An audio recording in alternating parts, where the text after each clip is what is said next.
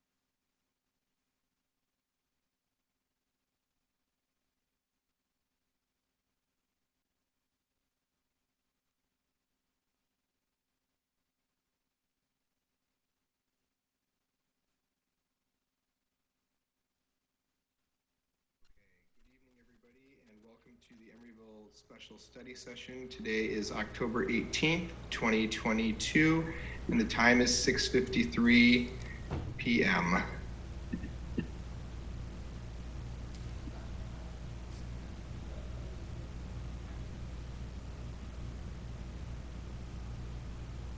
I love this town. This is the best town. We are the fucking best town. Welcome to our council meeting, and you are in for a treat tonight because it is our Halloween special. Allow me to pull up our very excellent agenda for the evening. So as I mentioned, this is a special study session of the Emeryville City Council, and as would be incredibly foolish of me to not note that we are doing this meeting pursuant to exemptions to the Brown Act authorized by Assembly Bill 361. That during the COVID state of emergency, the governor has authorized us, and I'm going to teach you how to take a screenshot later. The governor has authorized us to have these meetings via video and teleconference, provided that the state of emergency exists and that the health, safety, and welfare of the public is best served by us continuing to meet video conference. We'll make these findings not less than every 30 days. And in the meantime, if you're joining us and you want to participate in this meeting, you can do so. Press the Zoom raise hand feature at the bottom of the screen when I call for public comment. If you're joining us by phone, press *9. And if you were like super prepared like the Incredibles are, then you would have submitted a comment in advance to our city clerk using the Submit Online Speaker card provided for on the city's website. That takes care of all the do's and don'ts for tonight's meeting. Let's get straight to the agenda and ask Madam Clerk, please take a roll call. Councilmember Donahue. Here. Councilmember Martinez. Here. Councilmember Welch. Here. Vice Mayor Medina. Here. And Mayor Bowders. Here. All right, members, moving on, I would like to ask if I could get a motion to approve the final agenda. So moved. Second. Okay, motion by Jack, second by Dash. Please call the roll. Councilmember Donahue. Aye. Councilmember Martinez. Aye. Councilmember Welch. Aye. Vice Mayor Medina. Aye. And Mayor Bowders. Aye, thank you. The agenda being approved, we'll move to ex parte communications. Is there anybody who needs to report anything for tonight's special study session? Seeing none, now is the time for public comment for items not on this agenda. Members of the public who wish to comment for something other than the study session can have 2 minutes to do so this evening. Do we receive any written comment cards? No, we did not, Mayor. Okay, public comment is now closed, and we'll turn to our study session for the evening, which is the Capital Improvement Program. And I would like to welcome our Public Works Director, Mohammed Alawi, and Josie Aherns. Welcome. Thank you, Mayor, and I'd like to hand it over to Josie for our presentation. Awesome. Thank you all. Good evening, council members and the Incredibles. I am Josie Ahrens, a management analyst with Public Works, and I will be talking tonight about the development process for our capital improvement program. We're also here in particular to get input and direction from you as the council on our goals, values, and categories for the CIP. Next slide, please. So the quick rundown of the agenda, we'll start with an introduction, and then I will review our proposed process. You see a sort of a little image here on your right-hand side. This is the proposed timeline and associated steps that I'll go through each month, mapping out the next 7 to 8 months of this process. And then the last part of the presentation will be some prompts for council discussion and direction, talking about goals and priority projects, source documents, our CIP values, and our CIP categories.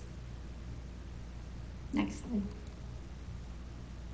So just a quick overview, introduction of the Capital Improvement Program. It is a long-term plan that guides the design, construction, and maintenance of the city's public facilities and infrastructure over a 5-year period. And really what this ends up being is a blueprint for staff, for city staff to build infrastructure to support a livable and sustainable Emeryville. Next slide. So we're here today in October 2022 at the City Council study session. Public Works staff are seeking your input and direction on a number of different topics and also introducing the process. Next slide.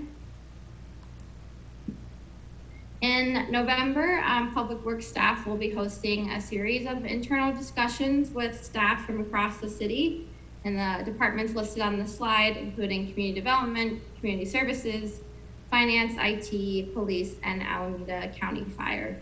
And in these discussions, we'll be talking about projects and funding needs, as well as the CIP values. Next slide.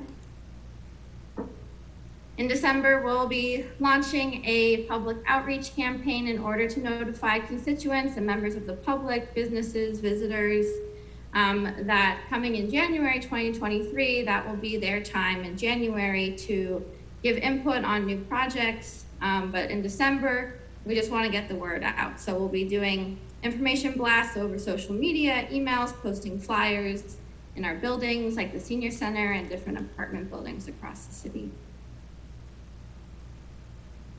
Next slide. And January 2023 will be a busy month. We will be presenting to a number of different committees, both city council committees and community advisory committees. Some of these will be meeting in February, so it'll run over a little bit into the second month. But again, this will be the time for public input on projects, either existing projects or if people want to propose new projects. And public comment will be taken as it normally is via meetings and online or via email before meetings. Next slide. February and March, we will be launching a public feedback survey. And this survey is going to be very specific, looking for input from members of the public on how to prioritize our values and the draft list of projects. So it will not be a time to suggest new projects, but to give input on how we should prioritize the projects that are going to be in our draft list. And we'll be asking questions like, how do you feel about our CIP values and how would you prioritize projects? Next slide. This is a little schematic of sort of high level what the survey would look like, asking people to move up or down different projects and different values. Next slide. Throughout the spring, we'll be working with the finance department on funding for the projects and performing financial analysis of the projects to generate a proposed list of both funded and unfunded projects. Out of that process, we will be meeting in April and synthesizing the public feedback we received. We'll be meeting in April with the City Council's Budget Committee. We also attend the Planning Commission and return to the full council in May. And the last slide is for June. And so we will be hopefully bringing the proposed CIP to City Council for adoption alongside the city's new budget in time for the new fiscal year starting in July. Next slide. So moving us into the last part of our presentation, I'm looking for council discussion and direction. And in this part, we're really looking for your feedback on CIP goals, values, and categories. Next slide. So this is a high-level overview of council goals. These are priorities and goals that you all have set over the last few years. We plan to revisit this list again in January 2023. And the mayor will come back and talk a little bit more about this later on during the discussion, but wanted to list out previous goals. The green highlight indicates projects or priorities that have been completed. Yellow are ones that are in process. And the ones with the asterisk next to them are capital improvement program projects. Next slide. So again, talking about projects, these are some of the council project priorities, giving you a little bit more detail about the status of some of these. Happy to give more information later if you're curious, but the right-hand column indicates the status. For instance, the Quiet Zones project is currently in construction. The last one, electrifying the city's vehicle fleet, we are in the throes of purchasing the vehicles. And so these, a lot of these projects are either actively in process or are approaching their completion. Next slide. And this slide lists other CIP projects. So the last CIP, which was adopted in 2019, had many projects listed in it. This gives you a high level look at ones that have been completed on the left, scheduled for completion, meaning we have an end date on the horizon. And then on the right side, ones that are actively in process. Next slide. These are our source documents, and so there's been a lot of work done by staff and the council over many years to develop plans, projects, priorities, and these documents will funnel into the CIP, so we do not need to reinvent the wheel. We have lots of documents and plans here that already indicate what project priorities are and how the city wants to focus its attention and investments. And so this list has actually already expanded even in the short time of preparing this presentation, meeting with staff and hearing from them more things that should be on this source document list. And a few of these here are listed as draft, which are not yet fully approved. Next slide. These are draft CIP values. This is something we would like your input on. These are values that are important to the city and have been identified by public works staff. Some of them also pull from our source documents. And the intention behind this is to use these values as tags for each project in the CIP. And discussing these values, seeing if we're missing anything and working to define them will be a key piece of the conversations we'll be having with city staff and different departments in November. Next slide. This is the slide about categories. So the previous CIP had 11 different categories, which are listed on the left-hand side. And we're proposing to consolidate that to 6 categories in an effort to simplify the categories and make these categories more legible to staff and to the public. So looking for your input on this as well. Next slide. That's the information that I have for you. Looking forward to your questions and your discussion on the goals, values, and categories. Thank you so much, Josie, for that presentation. And first, I would like to open it for public comment. Members of the public who'd like to comment on the study session item related to the timeline and preparation for the capital improvement plan will get 3 minutes to do so. Did we receive any written comment for tonight's study session, Amber? I'm sorry, April? No, we didn't, Mayor. I see Amber over on the list here and I got myself all mixed up. Okay, well, seeing no hands raised, we'll close public comment and we'll turn to council members for discussion. Josie, if you'd put back up slide 13 just briefly, I want to just make a couple points about that one as we talked about, just to give council some context on what this document is, because I know at least member Welch didn't have the benefit of having that background, so I want to make sure that everyone's on the same page. Definitely. April, would you be able to help? Oh, yeah.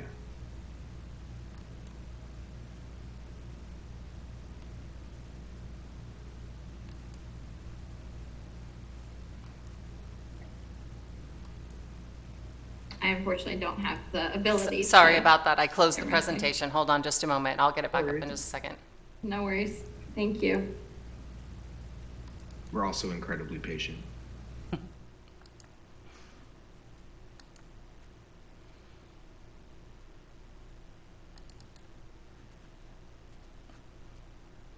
Slide 13, please.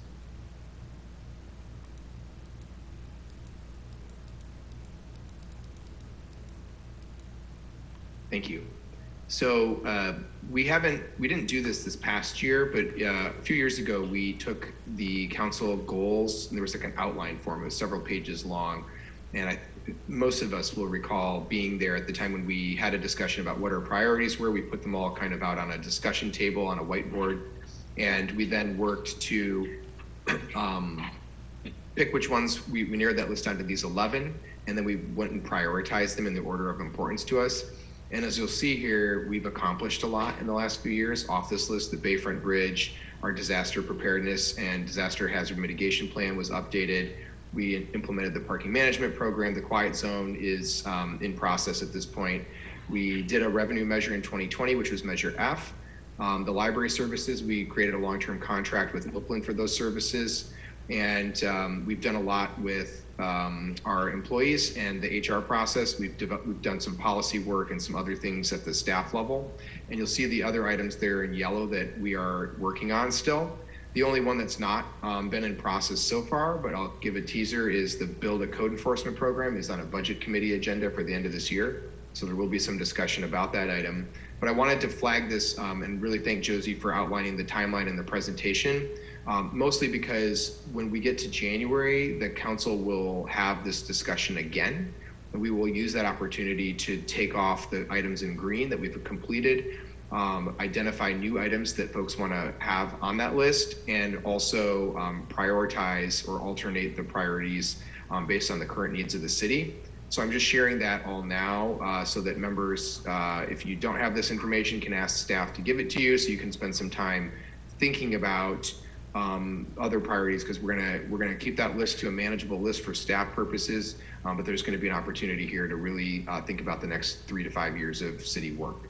So again, we just want to thank Josie for really great presentation. The timeline that's been outlined is excellent. I want to thank the Public Works Department and the Planning Department for coordinating on this and getting this to a position where we're ready to go. And I think some of the things that you heard today about creating fewer buckets of categories, ideas they have for putting together a new CIP will be just much more reader friendly, much more public friendly, and we'll get a lot of good public input on this process before we adopt it consistent with the June budget. So that's the only thing I wanted to present. Unless members want to talk about this page for any reason, we can take this back down. Did anyone want to ask about this page for any reason? No? Oh, Member Donahue does. Go ahead, Scott. What if the state were to do redevelopment 2? There's been talk about it intermittently over the last 10 years. And all of a sudden we had a potential way that we might be able to buy land like we used to have. Is that something that might change our priority list, or would we add different things if that was at the state level? Is my question.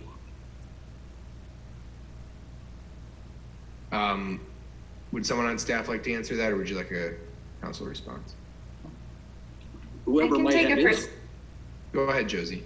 I'll take a first stab and then pass it over to Mohammed for a more full response, perhaps. But I think that would fundamentally change a lot of things, and it would open up a lot more opportunities for the city, like you said, to be able to purchase land or do other large kinds of investment. At this point, it has not been a part of our conversations around funding to look into the potential of that happening. But I would say that we would definitely have projects that we could plug into that funding. But it has not been a source of funding that we have currently been sort of considering seriously. And the only addition I would add to that is I would have to defer for additional information to our colleagues in community development. Did you have any other questions, Scott? No. Others with questions or comments or feedback? Violet. Thank you, Mr. Mayor, Mr. Incredible. Dad. I just wanted to flag, since I'm not going to be here when this process is underway, that the Commission on Aging has been working for years on their age-friendly communities final presentation or packet that they will be submitting to the AARP. And I just want to make sure that staff and council is aware of this document, as it may still be in draft form, but it has a lot of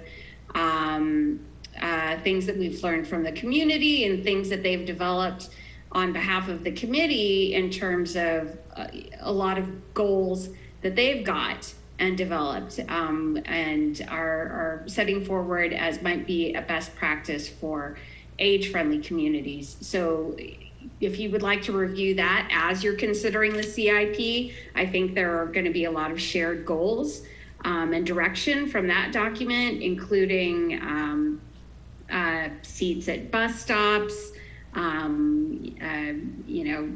safe crossings, cross streets, but it's just another resource as you're considering this work. So I just don't want you to overlook it, even if it's not in its final form. Thank you.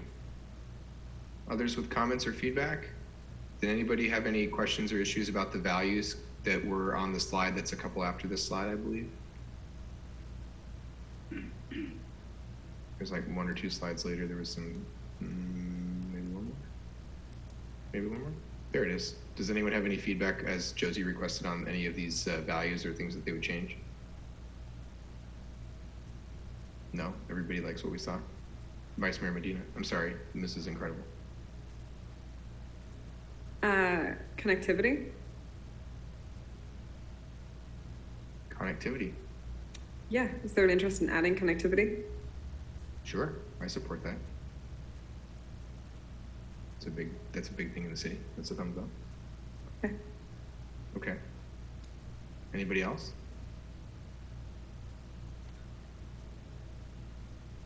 Well, the community will get to give us a lot of input on this in the process outlined in December and January, as well as the survey. So awesome. Well, thank you so much for the presentation. Is there anything else between Josie and Mohammed that you wanted to ask for direct feedback on before we move beyond the study session? We have nothing else that I'm aware of. Josie? Yep, we're good. Thank you for your input. Looking forward to working closely together over the next 7 to 8 months on this project. We are too. Thank you so much. Okay, members, the time is 7:15 and I am adjourning the special study session meeting.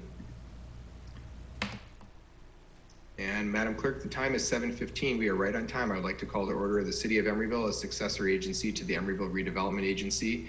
Please note that earlier in this evening, I gave the AB 361 announcement and that all members of the board are still present. At this time, I will entertain a motion to approve this agenda. I move approval. I'll second. Okay, motion by Dash, second by Mrs. Incredible to approve the agenda. Please call the roll. Councilmember Donahue. Aye. Councilmember Martinez. Aye. Councilmember Welch. Aye. Vice Mayor Medina. Aye. And Mayor Bowders. Aye. Are there any ex parte communications to report? Seeing none, now is the time for public comment. Members of the public who wish to comment on the redevelopment agency agenda or anything that's not on the calendar for it can do so now for 2 minutes. Do we receive any written comment cards? No, we did not, Mayor. Okay, public comment is now closed. We'll turn to the consent calendar. Are there any items that members wish to pull? Seeing none, is there any discussion? Seeing none, is there a motion? Like to move consent? Second. Motion by Mrs. Incredible, second by Dash to approve the consent calendar. Please call the roll. Councilmember Donahue. Aye. Councilmember Martinez. Aye.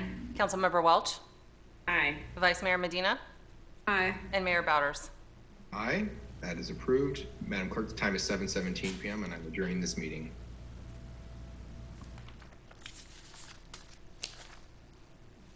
Time is 7:17 p.m. I'd like to call to order the City of Emeryville's regular City Council meeting for today, Tuesday, October 18th, 2022. Please note that we gave an admonition related to this meeting being conducted pursuant to exemptions under AB 361 in the prior meetings. Please note that all members are still present.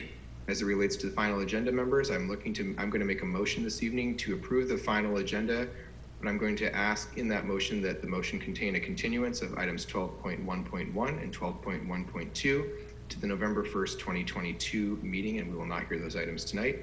That's my motion. Is there a second to my motion? Second. Okay, motion by Mr. Incredible and a second by Violet to approve the agenda as amended. Please call the roll. Councilmember Donahue. Aye. Councilmember Martinez. Aye. Councilmember Welch. Aye. Vice Mayor Medina. Aye. And Mayor Bowders. Aye, the agenda is approved as amended. We'll turn now to special orders of the day. We do not have any Announcements of commission and committee vacancies. April Richardson. I have nothing to report this time, Mayor. Thank you. Thank you very much. Item 6 is council member special announcements or reports on meetings and attendance. Violet, do you have anything to report tonight? Mrs. Incredible. Only that my husband and I attended the JFK prom of the promenade and were elected bike royalty. It's true. We're not just incredible, we're bike royalty tonight too. Dash, do you have anything to report? No? And Jack? No, Dad, thanks. Okay. I have nothing to report that's worth reporting this evening. Mrs. Incredible covered all the important news and I stay out of her way as much as possible. So we will move to the city manager's report. Mr. Politzer. Yes, Mr. Incredible. Very quickly, we said goodbye to Emily Boyd, who was serving as our interim finance director, and we welcomed on Monday Bill Zanoni, who has served as your interim finance director in the past, and he will be with us as we now move forward on the recruitment for the permanent finance director here early next month. So very excited to have Bill back on the team. Welcome you to come by and say hello to him. He'll be in the office Monday through Thursday. Yeah, and Bill Zanoni is one of my favorite human beings, and so every time he comes back, this town gets a little more incredible. And I see his hand raised, so I would like to recognize him.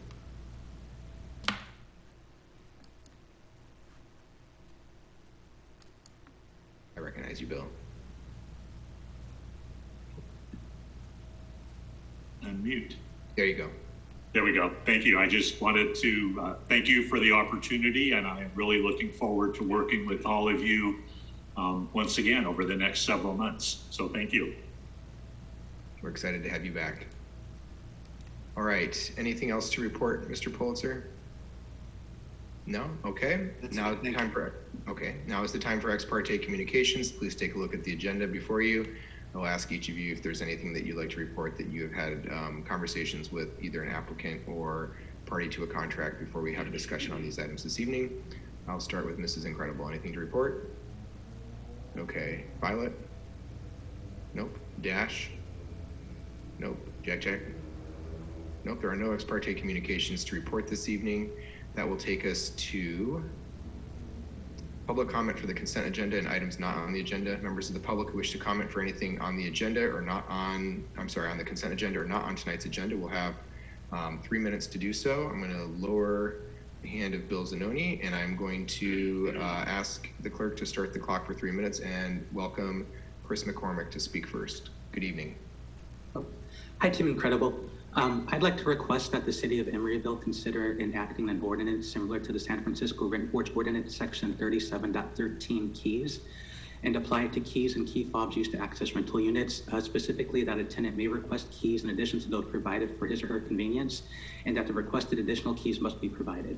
The reason for this request is that I would like to obtain additional key fob to my unit, as I am sure many others in my situation would as well. As stated in my lease, each resident will receive a set of applicable keys. These are the only keys that will be provided during the term of the lease agreement, and it goes on to state that third-party fobs are strictly prohibited and that use of a third-party fob is grounds for the termination of your lease. When I signed the lease, it didn't occur to me that I would only receive one fob, and my request for an additional fob was denied. What this means is that any person with a lease similar to mine who rents a unit on their own will find it difficult to have a house guest, hire a pet sitter, hire a house cleaner, have plants watered while on vacation, provide a key to a friend in case of non-life-threatening emergencies, which can include being locked out, feeling too tired or sick to get out of bed for the day, or removing all the ketchup from the kitchen on Taco Tuesday. The full text of the San Francisco Rent Board Ordinance can be found at sfrb.org/section-3713-keys. Thank you. Chris, it was a very strategic decision on your part to mention tacos and ketchup on the same day because you definitely won one vote and you definitely lost another in the comment, but we won't discuss that because it's not on the agenda. Thank you so much for coming this evening and for your comment. Are there any other members of the public who wish to comment on tonight's agenda for items not on the agenda? No? Okay, public. Did we receive any written comment cards, April? We did not, Mayor. Thank you so much. Comment is closed. for tonight's public comment, and we will now move to the consent calendar. Members, before you are items 10.1 through 10.11 inclusive. Are there any items on the consent calendar which a member wishes to discuss further or pull for further discussion and debate? Seeing none, is there a motion on the consent calendar? I'll move consent. I'll second. Motion by Mrs. Incredible, second by Dash to approve the consent calendar. Please call the roll. Councilmember Donahue? Aye. Councilmember Martinez? Aye. Councilmember Welch? Aye. Vice Mayor Medina? Aye. And Mayor Bowders. Aye, thank you. The consent calendar has been approved. Item 11.1 is an introduction and waiver of a first reading of an ordinance of the City Council of the City of Emeryville, amending Article 15 of Chapter 5 of the Planning Regulations and Title 9 of the Municipal Code to make permanent certain temporary regulations pertaining to sidewalk cafes and parklets that were enacted during the COVID-19 pandemic. And at this time, I would like to recognize Charlie Bryant, Planning Director. Thank you, Mayor Incredible, and members of the City Council. April, can you please bring up the presentation?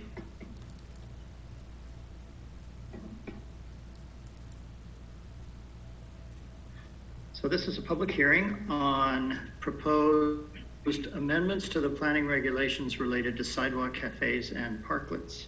Next slide, please. By way of background, as the council will recall, back in 2020, you passed ordinance number 20-016, which temporarily waived or modified some of the planning regulation provisions related to sidewalk cafes and parklets due to the COVID pandemic. And then earlier this year, you passed ordinance 22-004, which extended the expiration date of that previous ordinance so that it is still in effect, and also declared that any outdoor dining facilities that were approved under that prior ordinance remain valid and conforming. On May 3rd of this year, you discussed making the provisions of that earlier ordinance permanent, and you also initiated an amendment to the planning regulations to be brought to the Planning Commission for public hearing and a recommendation to the council. Next slide, please. That Planning Commission public hearing occurred last month on September 22nd. The commission voted unanimously to recommend that the amendments be adopted. They also recommend 3 modifications to the regulations. First is to allow for food preparation in sidewalk, cafe, and parklet areas, which is part of the business model for some restaurants. And they felt that it would be appropriate to do that outdoors as well as indoors, obviously, with any necessary approvals from the county health department, which are required anyway.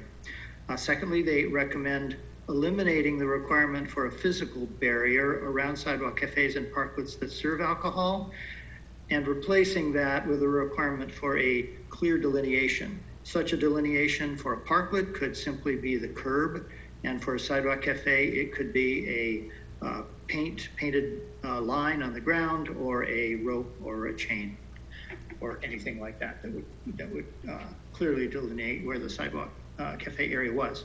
Thirdly, they recommend allowing bars to have sidewalk cafes and parklets without having to have the burden of having to figure out the logistics of food service if they don't already provide food service in their facility. Next slide, please. So you've seen this before. This is a map that shows the outdoor dining facilities that were approved under that previous ordinance. The ones that are yellow are no longer in operation. The ones that are green are still in operation, with the exception of Rudy's Can't Fail Cafe, unfortunately, which we hope will be in operation again soon. The stars represent outdoor dining that's on private property that was approved under temporary use permits. That is not what we're here to talk about tonight. Tonight we're talking about sidewalk cafes and parklets, and those are the circles and squares. We've just had one parklet approved under the temporary ordinance. That's at the Doyle Street Cafe. And we've had one sidewalk cafe approved, and that was at Los Moles at 65th and Hollis Street. The orange circle at Los Moles was a proposed parklet that never quite made it to the finish line did not get approved and installed, although it's my understanding that they still wish to pursue that. Next slide, please. So this is a picture or a couple of pictures of the sidewalk cafe that was installed at Los Moles on 65th Street. Next slide, please. And this is the parklet at the Doyle Street Cafe. Next slide, please. So just a summary of the proposed amendments to the planning regulations, including the modifications recommended by the commission. And just for clarity, I have shown those changes that the commission recommends in yellow. So these were not included in the things that you have previously discussed. So for sidewalk cafes, the proposed amendments would eliminate the provision that requires removal of furnishings at the end of each day, provided that the furnishings are adequately secured. Eliminate the provisions that prohibit bars from having sidewalks. Eliminate the prohibition, I'm sorry for the double negatives here, but that's kind of how this has worked out. Eliminate the prohibition of food preparation and storage in sidewalk cafe areas and parklet areas.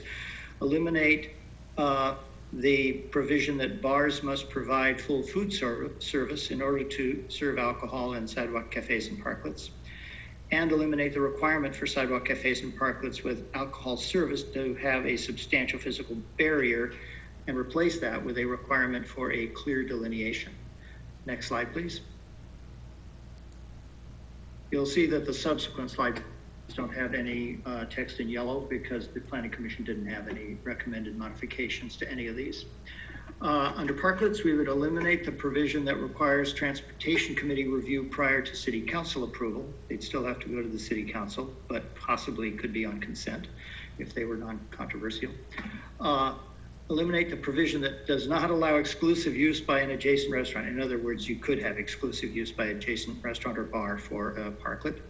Eliminate the provision that prohibits table service, and eliminate the provision that prohibits service and consumption of alcohol. Next slide, please. A couple of general provisions to clarify that compliance with ADA and City of Emeryville Building Code accessibility provisions would be required unless they are explicitly waived or modified. That was understood before, but now we're making it explicit. Another thing that was understood but was not explicit is that no separate encroachment permit would be required for sidewalk cafes or parklets. Rather, the sidewalk cafe permit would include any necessary provisions that would ordinarily be included in an encroachment permit. So you'd only have to get one permit. Next slide, please. Other modifications are mostly small things and cleanup. The first is minor but important, which is replacing the term restaurant with eating and drinking establishments. Under the planning regulations, eating and drinking establishments is a broader category. It includes restaurants, but it also includes bars and food trucks. So any of those could potentially have a sidewalk cafe or parklet. We clarify that sidewalk cafes and parklets are only allowed in the zoning districts where their associated eating and drinking establishments are allowed.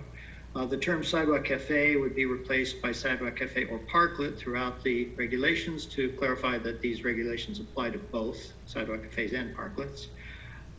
Adding a provision that requires the restoration of a roadway after a parklet is removed. We already have provision requiring restoration of the sidewalk after a sidewalk cafe is removed, but we don't have a similar provision for roadways and parklets, so that would be added. Next slide, please. We would add a requirement that sidewalk cafes and parklets be removed or modified to provide access to underground facilities or underground utilities as necessary, and this would be at the sole expense of the permittee for the sidewalk cafe or parklet. The term Community Development Director and Planning Division titles have been updated. The current regulations include outdated terms. And finally, pronouns have been replaced with gender neutral terms, that is they and their. Next slide, please. These are the findings that are required by the planning regulations in order to make amendments. Staff and the Planning Commission believe that these findings can be made as detailed in the draft ordinance that is before you. Next slide, please.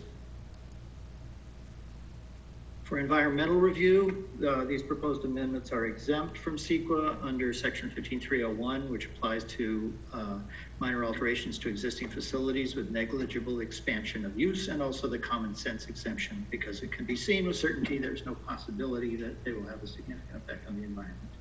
Next slide, please. So our recommendation is that you open the public hearing and take testimony on the proposed ordinance regarding these amendments, close the public hearing, consider staff report and the ordinance, and then following a motion to read by title only, adopt the first reading of the ordinance approving the amendments to the planning regulations. And I should add, I probably have these in the wrong order, but you probably want to read by title only first and then hold the public hearing. At any rate, that concludes my report, and I'd be happy to respond to any questions. Okay, thank you very much for the report. Are there any clarifying questions only for staff related to the proposed amendments to the regulation and the ordinance? I just have one, which is, so we're going to be changing a couple provisions that the Planning Commission has recommended, which I'm supportive of, related to allowing and authorizing a bar to serve people outside and not having a physical barrier like a rail, not requiring food service. My only question is, rather than expect or predict or doomsday speak about what could happen, my question is, if we had an establishment that essentially put a ton of its patrons out on the sidewalk in a parklet, overfilled a parklet, and people aren't obeying the delineated space and they're out into the street or whatever, and there's not food service, is there a provision or a process by which the right to have this parklet space can be revoked if we encounter that we have a problem with somebody who's not taking it seriously? Yes, there is. Well, there's two ways, actually. One is there is a formal revocation procedure in the regulations. Of course, that has to follow a legal process, and it could be somewhat time consuming. But also, it's important to remember that these are not entitlements in perpetuity for the use of land, like a conditional use permit is that runs with the land forever. These are permits to use city property, and they are good for 1 year. They expire every year on December 31st. Now, they are automatically renewed every year at no fee under the provisions of the regulations, but technically it's a separate permit for each year. So if there is a problem with a facility, we have at least two ways to address it. One is through the revocation procedure. The other is simply to not renew the permit for the coming year. And then the facility would simply have to go away after December 31st. So is the council approval, because we're removing the transportation committee from the process, is the council approval every year, or is the council approval once and then staff are renewing it? Well, it's it's not the first. And staff, it's really sort of the second, but staff doesn't necessarily renew these every year. What the code says is that if the applicant doesn't approach the city about renewal and the city doesn't remind them about the obligation to renew, then the permit automatically renews every year, just by operation of law. So we're not taking any action really. They're just continuing to be automatically renewed each year. Okay. And I will say that's based on previous experience that I had with sidewalk cafes when I used to work for the city of Oakland. We had a lot of permits, and everybody was making good faith efforts to do their annual renewals, including staff and the owners of the sidewalk cafes. But over time, it kind of fell through the cracks, and people sort of forgot about them and about the permits. And eventually, we had a whole lot of sidewalk cafes in Oakland that were basically illegal because their permits hadn't been renewed. So the way we addressed that in Emeryville was to make the permit renewal automatic, so that we still had a mechanism for dealing with it if we had issues, rather than having a lot of illegal sidewalk cafes. Okay, are there other questions? Okay, the time is 7:37, Madam Clerk, and I'm opening the public hearing. Hear ye, all who wish to come and speak on the ordinance that's proposed before the City Council on item 11.1 will have 3 minutes to speak. Did we receive any written comment cards from people wishing to speak on tonight's public hearing? No, we did not, Mayor. Okay, and I will make one last call for members of the public to use the raise hand feature on Zoom or press *9 by phone if they wish to comment on this item. Okay, the time is 7:38 and the hearing is now closed for public comment, and I will bring it back for discussion. Are there members who wish to discuss this item or give comment? Seeing no discussion, is there a motion to read? Oh, Member Donahue, I'm sorry, Dash, what would you like to say? I think it's good to go. I appreciated the what if that you raised and Charlie answered, so I am ready to support this. Okay, Speed Demon, would you like to make a motion to read by title only? Please read by title only. Okay, that was a motion. Is there a second to the motion? Second. Motion by Dash, second by Jack. Jack to read by title only. Please call the roll. Councilmember Donahue? Aye. Councilmember Martinez? Aye. Councilmember Welch? Aye. Vice Mayor Medina? Aye. And Mayor Bowders. Aye. Mr. Kennedy? An ordinance of the City Council of the City of Emeryville amending Article 15 of Chapter 5 of the Planning Regulations in Title 9 of the Emeryville Municipal Code to make permanent certain temporary regulations pertaining to sidewalk cafes and parklets that were enacted due to the COVID-19 pandemic, and to make other related amendments, CEQA determination exempt pursuant to CEQA guidelines section 15301 and 15061 subsection B subsection 3. Thank you. Thank you very much, Mr. Kennedy. Is there a motion on this ordinance? So moved. Second. Motion by Violet, second by Dash to approve this resolution of this ordinance. Please call the roll. Councilmember Donahue? Aye. Councilmember Martinez? Aye. Councilmember Welch? Aye. Vice Mayor Medina? Aye. And Mayor Bowders. Aye. 5-0. The ordinance is approved. Thank you, Mr. Bryant, and thank you to the Planning Commission for your work on that item. Do Incredibles. Yes, thank you. Item 11.2 is a resolution of the City Council of the City of Emeryville granting a waiver from the noise ordinance for weekend work on 47th Street, Doyle Street, Steve Dane Drive, and 41st Street to occur on dates to be determined between October 22nd, 2022 and December 4th, 2022 to the City of Emeryville and CF Contracting, Inc. for work related to street improvements as part of the annual street rehabilitation and preventative maintenance project for fiscal year 21-22. Who will be giving this presentation? Mohammed. I'd like to hand this over to Ryan O'Connell. Okay, also a member of the Incredible family.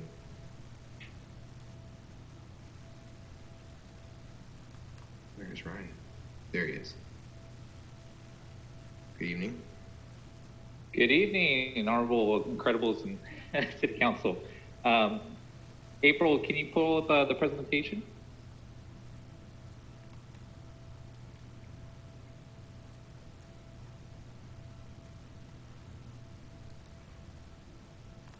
Ryan, I'm sorry, I don't have a presentation for this item.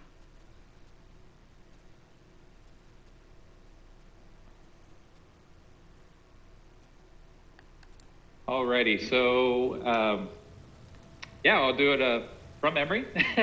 Apologize. Mohammed, do you have it up on screen, and can you do this presentation possibly? I apologize. I apologize. I think I would need to be a panelist in order to do that, yeah.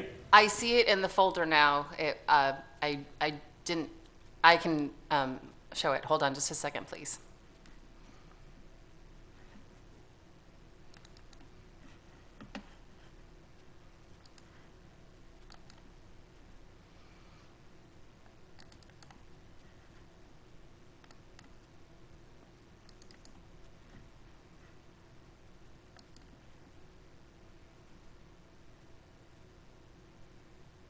All right, Ryan, you're on. All right, here we go. All right, we can go to the next slide. So we have a request for weekend work on 47th Street, Doyle Street, Steve Dane Drive, and 41st Street to occur on weekends between October 22nd and December 4th. The type of equipment that will be used are air compressors, heavy equipment, jackhammers, concrete pouring, slurry equipment, and street sweepers. There will be 4 to 12 employees present from the contractor for this work.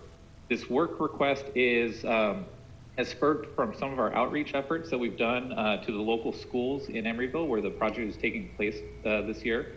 So speaking with representatives from the ECCL, Escuela Bilingüe, and the East Bay German International School, it's been determined that the best way to undertake the work that's going to be on the streets outside of the school where school drop-offs and pickups and deliveries occur would best occur on weekends. So we're still going to be using our normal public works practices where we're using loud equipment only after 8 a.m. So from 7 to 8, we would be setting up traffic control from 8 a.m. Throughout the day. We'd be doing concrete work through October, and then slurry seals in the month of November once we're ready for that phasing of the work. Next slide. The reason for this request is to ensure safe and timely construction of these improvements, minimizing disruptions to the schools. Work is requested to occur on weekends to not interfere with the daily school operations, drop-offs, and pickup. Next slide.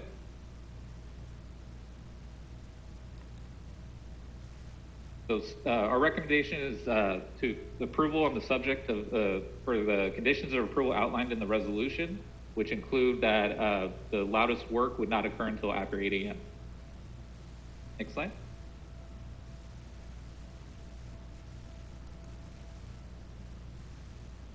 That's all we got. Okay, are there any clarifying questions for Mr. O'Connell? I have one. Are you proposing to need to do this every weekend, or is it like you just need 2 or 3 of the weekends in this period of time? What is your estimation? Once we have that good weather window, we anticipate to do all 3 or all streets in front of the 3 schools all in one weekend.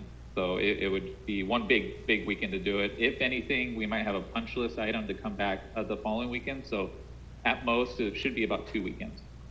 Okay, and is there a reason why staff would need authority to do this over Thanksgiving weekend? If we were to say that the window of time that you've asked for is acceptable with the exception of Thanksgiving weekend, does staff feel that they need that weekend to possibly do this?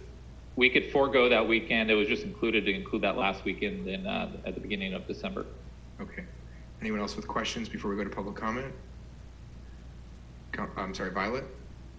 How much notice is going to be provided to residents on 41st Street before this is scheduled? Our typical notice for work in the immediate area is about 3 days, or it is 72 hours is our minimum. We have already noticed the entire Triangle neighborhood and about a 1/10 of a mile radius around the whole Triangle neighborhood and the whole project area about the project and work schedule. When we have the weekend work occurring, our typical has been about a 10-day notice. So we could notice the block 10 days prior and send out mailers, additional mailers to notify about the weekend work, which has not been in the original mailers. Great, thank you. And Ryan, I recall that the last time we did this, and you may remember this or not, I believe we maintained a website that showed an up-to-date schedule because it shifted a lot. I think there were a lot of moving parts, which is understandable, but for folks to be able to access the most up-to-date information, do you know if we have plans for that this time? We do. Currently, we're working with the contractor on finishing up the concrete work in this month of October. We anticipate, I think it's the second week of November would be the first opportunity to do slurry seal as long as we get the weather to cooperate. And at that time, we'll be updating the website with specific streets that we'll be doing, probably with like a 2 to 3 day window on each street, just kind of notify residents. We anticipate to have a news flash and a Twitter blast to get the word out. And there will also be door hangers that are passed out by our contractor out to the residents as well. Great, thank you so much. I really appreciate having that up-to-date website so we can point residents there, or if we need to look something up for them and we can be of service in that way. So really appreciate that. Thank you. Others with questions? Okay, we'll go to public comment. Members of the public who wish to comment on item 11.2 related to the noise waiver requested for the street maintenance and repaving project can comment now for 3 minutes. April, did we receive any written comment cards? We did not, Mayor. Okay, so public comment is now closed. We'll turn back for discussion. Is there any discussion from members? Members, my request is that we exclude Thanksgiving from the week of the list of weekends. But I don't think people should be subjected to that with their families, and I don't think staff is intending that. It was just capturing a window of dates. So what I'd like to do is make a motion to approve this resolution with an amendment that excludes November 26th and 27th as eligible dates during the window of time. So I'll make a motion to approve this with that exception. And is there a second to my motion? I'll second. Motion by Mr. Incredible, seconded by Mrs. Incredible. Please call the roll. Councilmember Donahue? Aye. Councilmember Martinez? Aye. Councilmember Welch? Aye. Vice Mayor Medina? Aye. And Mayor Bowders. Aye. Thank you so much, Public Works. Looking forward to all that work getting done. All right, back onto the agenda. Item 12.1, members, in approving tonight's agenda, we agreed to continue this item. It is on the agenda, so at this time I will call for public comment on item 12.1. Members of the public who wish to comment on the building code standards and local amendments will get 3 minutes to do so, even though we are not going to have a staff presentation on this item and take no action tonight. So I see one hand raised for 12.1. Please recognize Craig Davis for 3 minutes.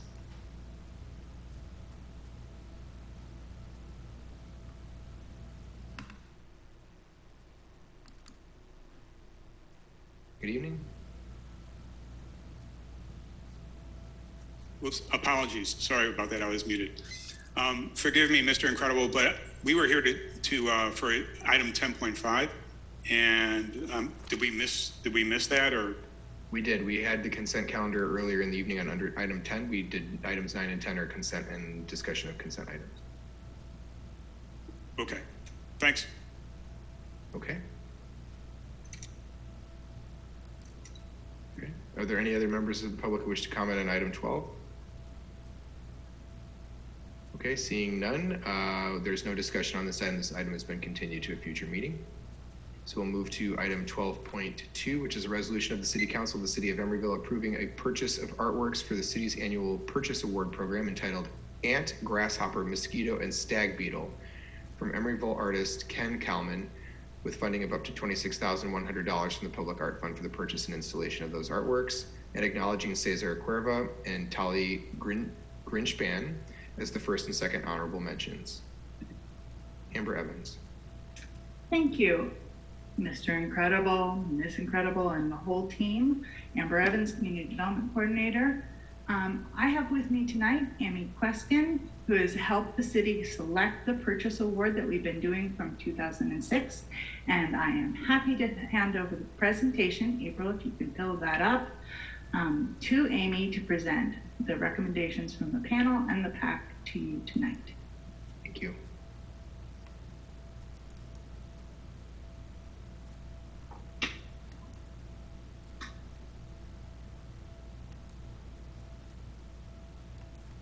And while we're pulling that up, I'll just say that this is the first year Amy has worked with us after a long tradition of working with other consultants, and we've been very pleased with the effort, and many of the panelists have spoken to the clarity of the process she's offered us. So thank you to her. Great, thank you, welcome.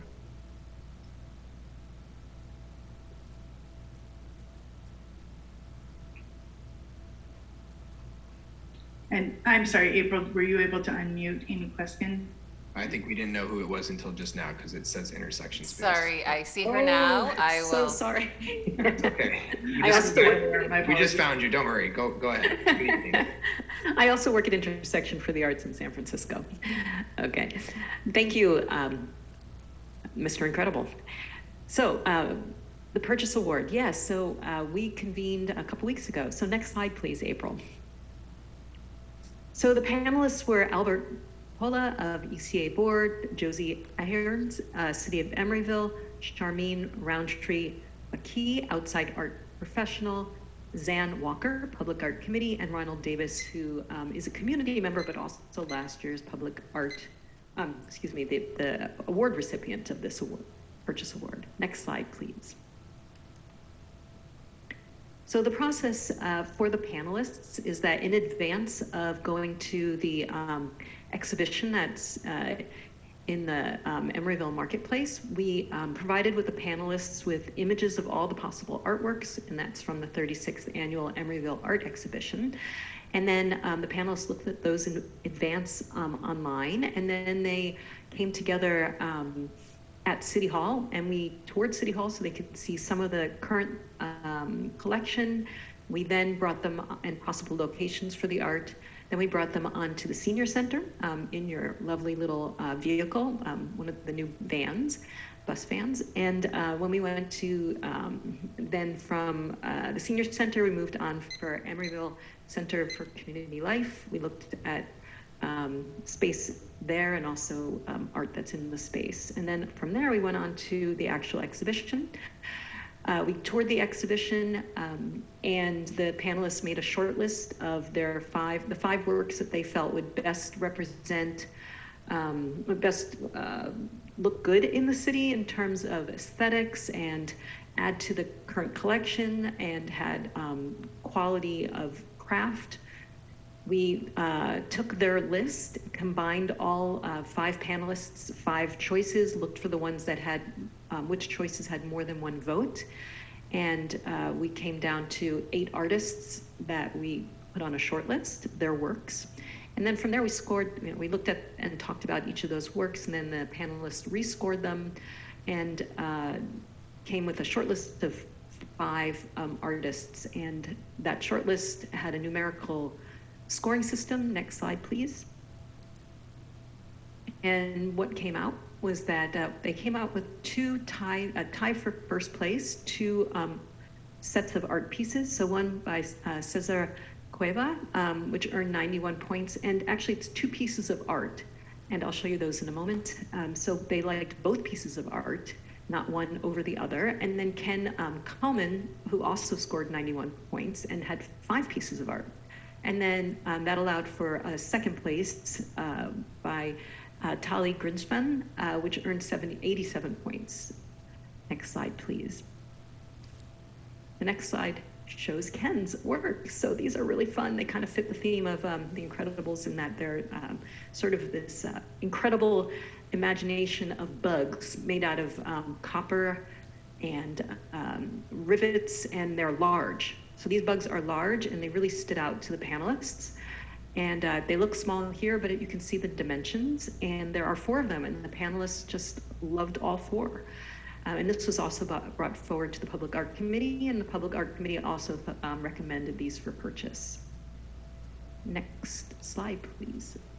So the artworks, you can see the price for each one here. They're set by the artist. The panelists were not aware of the prices in advance. It wasn't part of their consideration. There's also a line here for installation of the work, my fee, consulting services, and then there's actually an event where we announce and celebrate the work once it's installed, and that's the postcard reception. There's a plaque, a permanent plaque for the work, and the panelists, 2 of them, are paid a stipend of $150, and there's a contingency of $300. So what we're asking for is the budget of $26,500. Next slide, please. You might be wondering, where is the other art? Next slide, please. So this piece, these 2 works by Cesar Cueva, the Public Art Committee did not want to purchase these. They preferred the bugs, even though, and the panelists were aware that putting forward so many pieces and by 2 different artists, both for first place, they actually realized they're putting the choice into the hands of the Public Art Committee as opposed to them ranking one over the other. And so this work was not recommended for purchase by the Public Art Committee, but it is here, and you can see the dimensions. It's, I would call it social justice themes, and the art is on canvas, and where I didn't mention Ken's work could be installed outdoors, some of the pieces, or combination indoor-outdoor. This work is definitely indoor work. That was not part of the consideration, but just a feature of these works. And then next slide, please.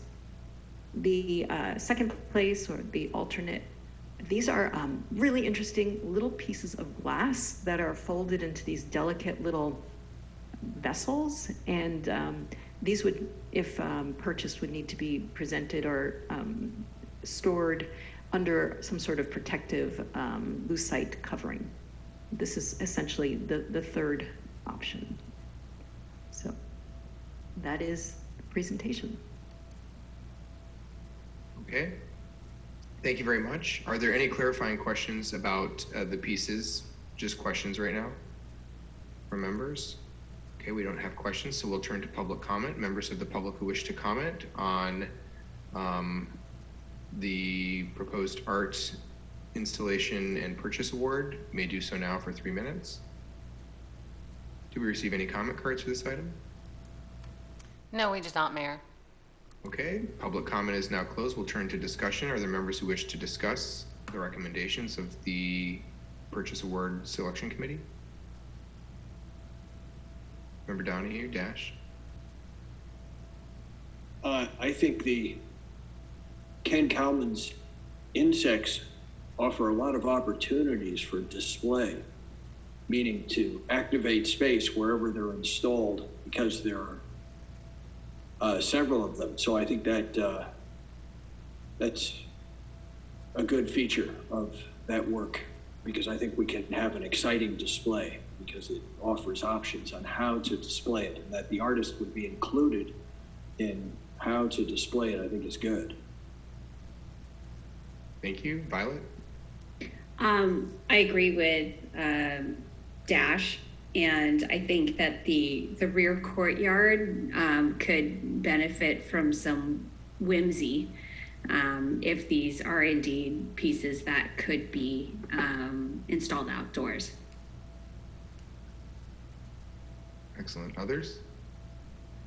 I have one question. The presentation asked for an allocation of $26,500. The resolution is for $26,100. What's the correct amount? 26,100 is sufficient. That had a contingency in it that we do not need. Okay. Any further discussion? If not, I'll entertain a motion. I move approval. Second. Motion by Dash, second by Violet to approve this resolution. Please call the roll. Councilmember Donahue? Aye. Councilmember Martinez? Aye. Councilmember Welch? Aye. Vice Mayor Medina? Aye. And Mayor Bowders. Aye. Thank you, and congratulations to Ken Kallman for his fantastic work, which will be installed at a city public facility. Okay, item 12.3 is an introduction and waiver of the first reading of an ordinance of the City Council of the City of Emeryville, amending Chapter 4 of Title 5 of the Emeryville Municipal Code related to cabarets and dances. And I would like to turn it over to, I believe, Chad Smalley. Good evening, Chad. Good evening, Mayor and members of the City Council. This is Chad Smalley, Deputy Director of Community Development, and I'm here to provide a presentation on proposed amendments to our cabaret and dances ordinance. I'll give April a moment to load that up.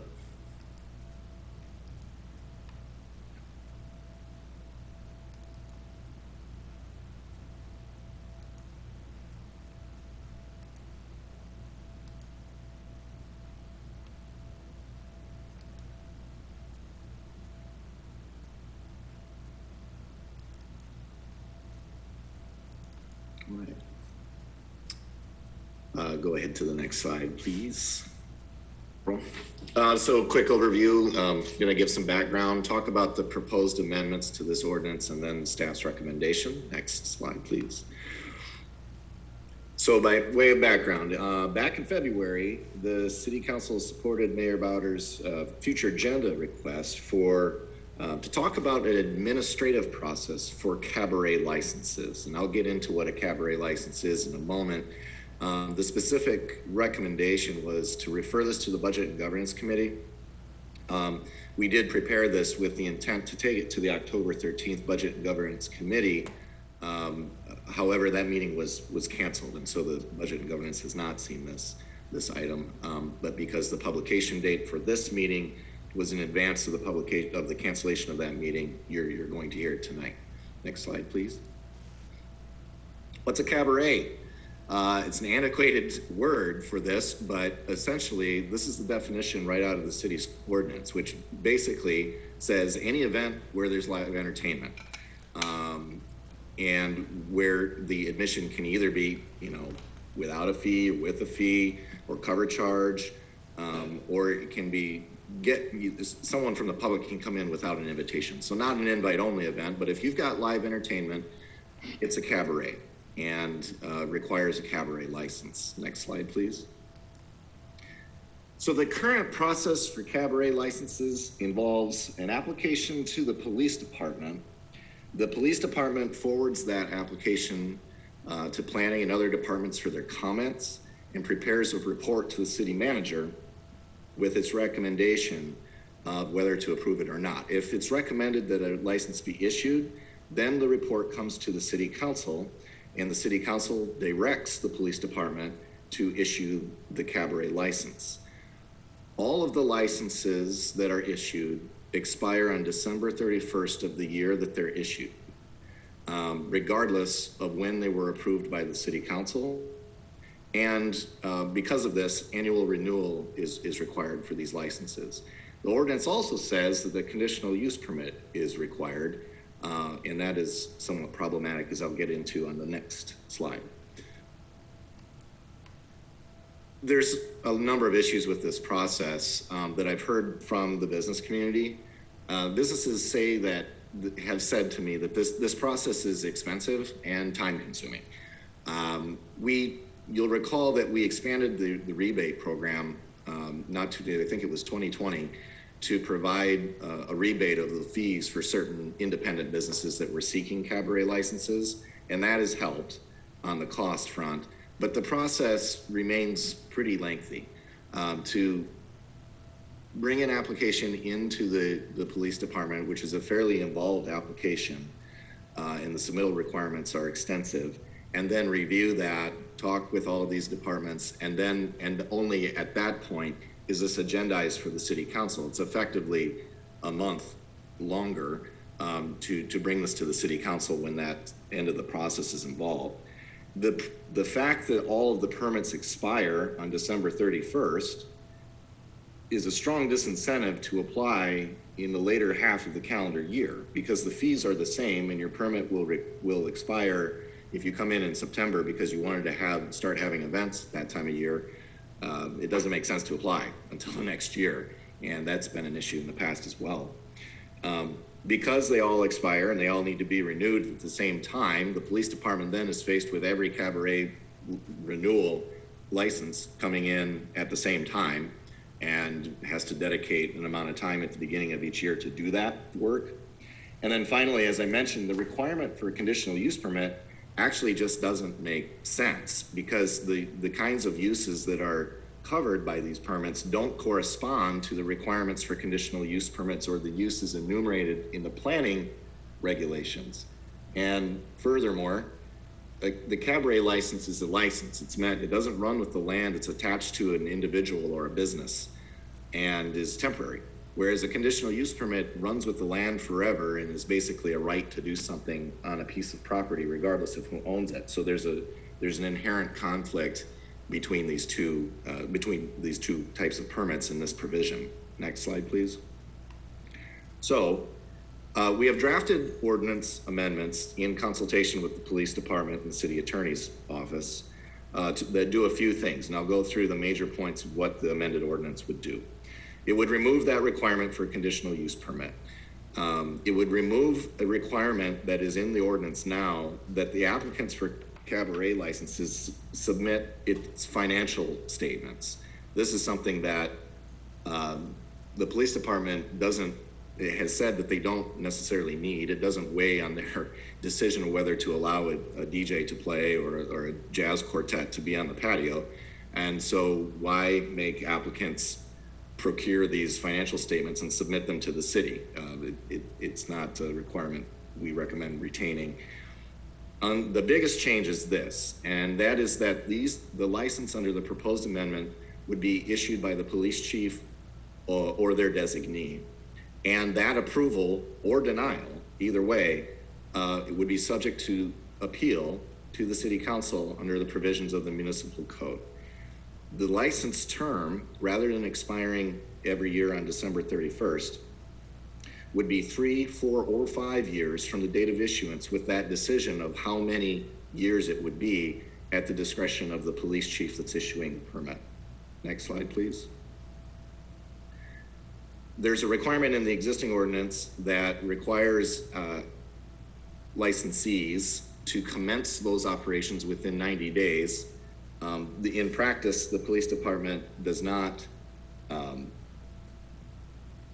have a strong feeling about this, and it doesn't work very well if somebody is getting a license at the beginning of the year and they don't have a band booked until 4 months later. So we've proposed to remove that requirement.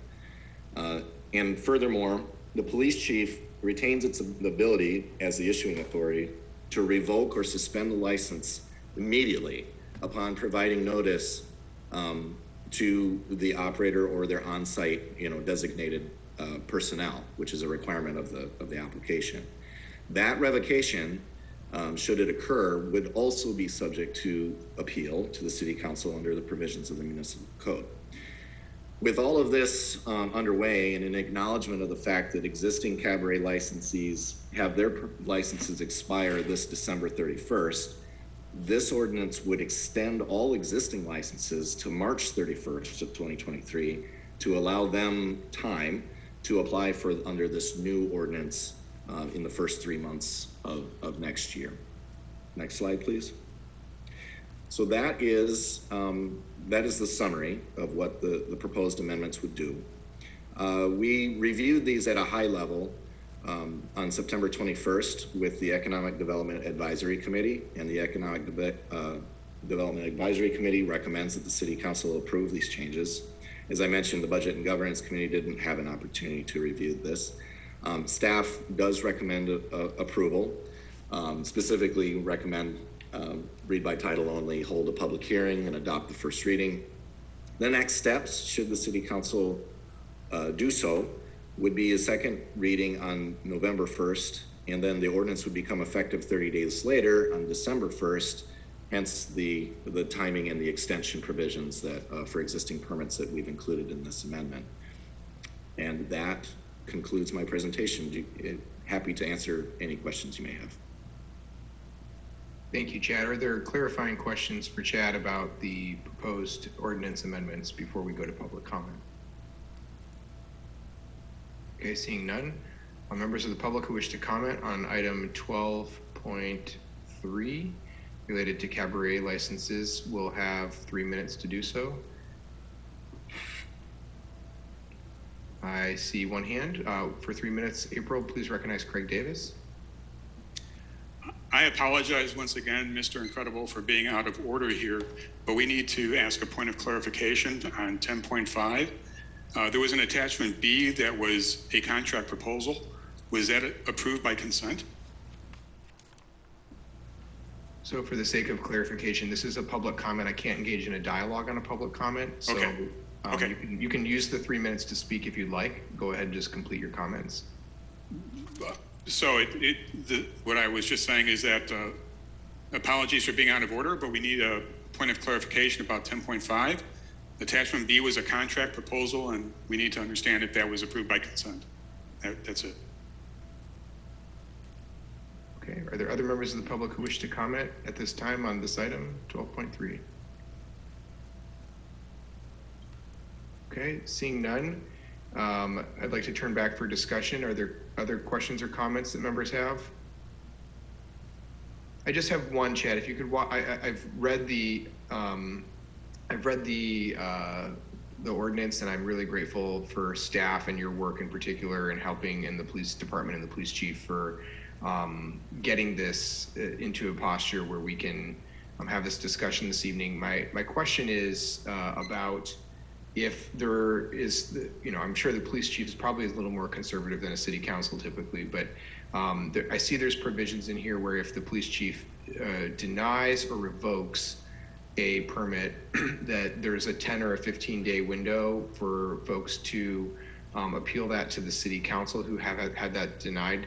My questions are, it looks like it's a 10-day period in one circumstance and a 15-day period in the other. Is there a reason for that?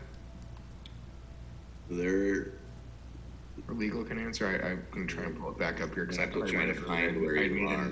Yeah, I'm going to scroll down and tell you where I'm at so I can ask you a more nuanced question than just ask you to guess. That's fine. It's that I lost the window closed. Yeah, let's see. I think they should both refer back to the same section. One of them is on the bottom of page 11 of 18. It's paragraph B. It says within 15 days. And I thought the other one said 10. If there's a difference, it wasn't intentional. I'm having difficulty getting this to work, but both appeal provisions should be referring back to the same general section of the Emeryville Municipal Code, which provides that really any decision can of staff can be appealed. And so if there is a time limit in there and there's a difference between them, that was not intentional. Here we go. Mr. Mayor, I see the 15-day. Yeah, I thought I saw 10 days in another one. Maybe I'm reading the separate section and I apologize. Okay, I don't see it right now, so I'm gonna assume I misread it.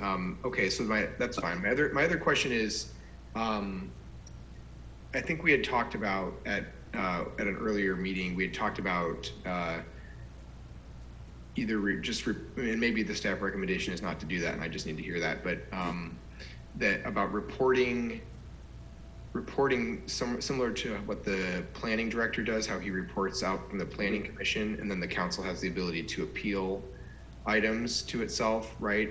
Whether or not we wanted to reserve a similar right to just have the council appeal an approval within 15 days, so that there's like a report out. Do we want to do that, or did we want to just leave it as it is, which is it's going to simply be administrative? And so if something is approved, and let's say, because there's no process in here for a next door neighbor to appeal. There's not, everything is the right of the applicant to appeal if it's denied, but there's nothing that allows anyone to appeal an approval. And so I just wanted to confirm that that's the process staff are recommending. Yes, that is what we're recommending. We did consider a report out sort of mechanism similar to what you have with planning decisions, and it was unwieldy to articulate in the ordinance, and the consensus of staff was that this appeal right that we're providing would be the way to go. Okay. All right, I'm satisfied with the answer. Any other comments or questions from members? I see Director Bryant and Assistant City Attorney Crowell. We can give them the chance to speak too. All right. Okay, Christy. Thanks, Mr. Mayor. I think I found what you're referring to, and they're just two separate sections. The 10-day requirement is on the city. It's after denial of an initial application. And if the city denies an initial application, in 10 days, they'll notify the applicant of the denial. Okay.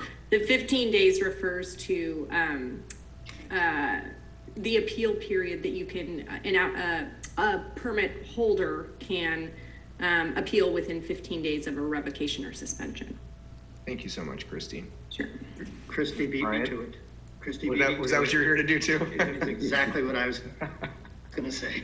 You're both incredible, so don't worry. You're both incredible. Thank you. Thank you both. Okay, is there any further discussion? Mr. Kennedy, this is an ordinance. It needs a motion to read by title only, I'm assuming. Yes. You're on mute. Yes. Okay, thank you. All right. Is there anybody who'd like to make a motion to move this along here? Mayor Medina. I'll make a motion to read by title only. Okay. Second. Okay, motion by Mrs. Incredible, second by Dash to read by title only. Please call the roll. Councilmember Donahue? Aye. Councilmember Martinez? Aye. Councilmember Welch? Aye. Vice Mayor Medina, Does come with muscles? Aye. and Mayor Bowders. Aye. Mr. Kennedy. Certainly. An ordinance of the City Council of the City of Emeryville amending Chapter 4 of Title 5 of the Emeryville Municipal Code, quote, cabarets and dances, end quote, CEQA determination exempt pursuant to CEQA guidelines section 15061 subsection B subsection 3, 15378 subsection A, and 15378 subsection B subsection 5. Thank you. Thank you, Mr. Kennedy. I'd like to make a motion to approve this ordinance. I will second. Okay, motion by Mr. Incredible, second by Mrs. Incredible to approve the ordinance. Please call the roll. Councilmember Donahue, Aye.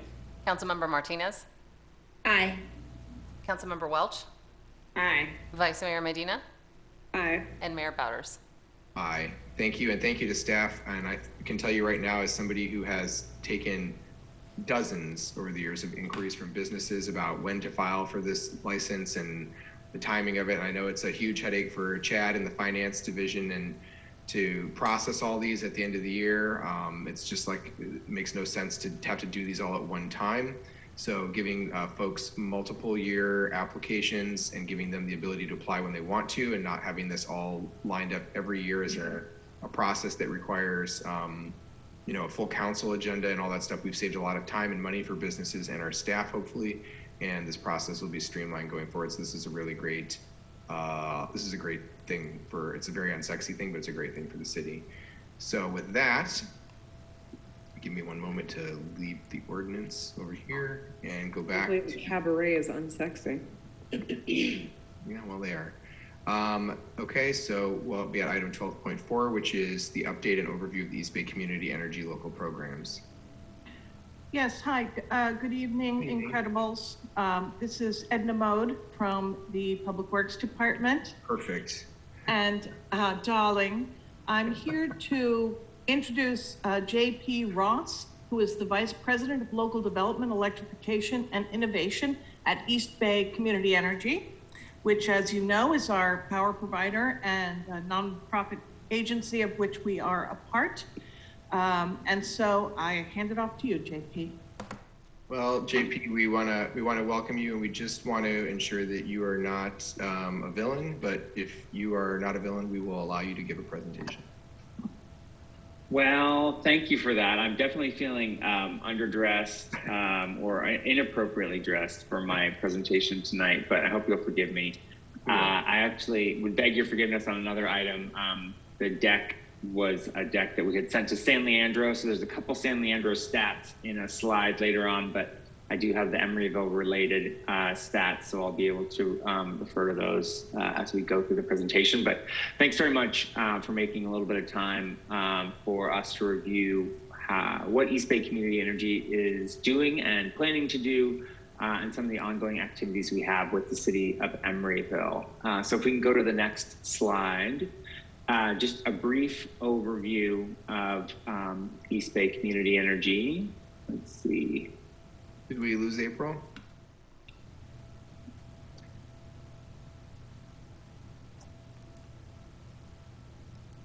No, Mayor, I'm here. Can you not see the presentation? We see you not in slideshow mode. And I'm sorry. Let me reshare that. Technology is incredible, isn't it? Always shows up at the right time. See, there is a villain at work here. We just don't know who it is yet. It's technology. Okay. So I'll just get going. It's fine as we pull the slide up. So East Bay Community Energy is the local community choice power supplier. So we're providing electricity to Alameda County and the city of Tracy with renewable electricity at competitive rates. And as a public agency, East Bay Community Energy is reinvesting proceeds into discounted electricity for our customers, as well as local programs and activities. And those are the things that I'll be here to talk about tonight, but did want to give a brief update as to what EBCE has been doing with our standard products and services. So as the CCA and April, I think we can move to slide 3. I just talked about the brief overview. We can get that up. Thank you for helping us through this. So what East Bay Community Energy does is we buy electricity. So we are a buyer on the market, and that includes building and contracting for new energy resources. So we have a new wind farm that's operating in the Altamont Pass right now, the Scott Haggerty Wind Energy Center. And we have multiple large solar projects that are under construction and commencing operations now that are providing clean electricity for our customers. And then we use PG&E's transmission and distribution system to get that electricity to all of our customers, our residential, commercial, industrial, and municipal customers across the county. And then you, as our customers, receive the benefits of that clean energy in the form of lower rates and local governance control over the programs that we are operating. So that's how it works. Awesome, we got the slide up. So that was slide 3. We can briefly stick on that infographic because images are much better than words, I find. So once again, we buy the clean power, buy the clean energy. We move it through PG&E's poles and wires, the distribution system that PG&E continues to operate. And then our customers get the power and benefits. So a few of those benefits include, if we can go to the next slide, please. And this is where my error occurred. I've got some San Leandro stats here for a similar presentation. We're doing a bit of a roadshow. My apologies. So that includes lower rates to our customers. So we started providing service in 2018. Emeryville is a little bit smaller than the city of San Leandro as far as load goes. So that $1 million discount to customers is about $500,000 in savings for Emeryville customers. And across the entire service area, we're looking at about $19 million in savings since we initiated service. And Councilmember Martinez serves on our chair, the board of our chair, and it's great to work with you, Councilmember Martinez, frequently. So appreciate that that collaboration. And then Councilmember Donahue is our alternate on our board of directors. As far as customers and customers choosing EBCE service, so it's not mandatory that customers take electricity service from us. They can opt out. They can go back to PG&E if they choose. And we are able to maintain actually a really high opt-in rate with our customers. About 95% of our customers stick with EBCE, which has been great. It allows us to continue doing the things that we're doing.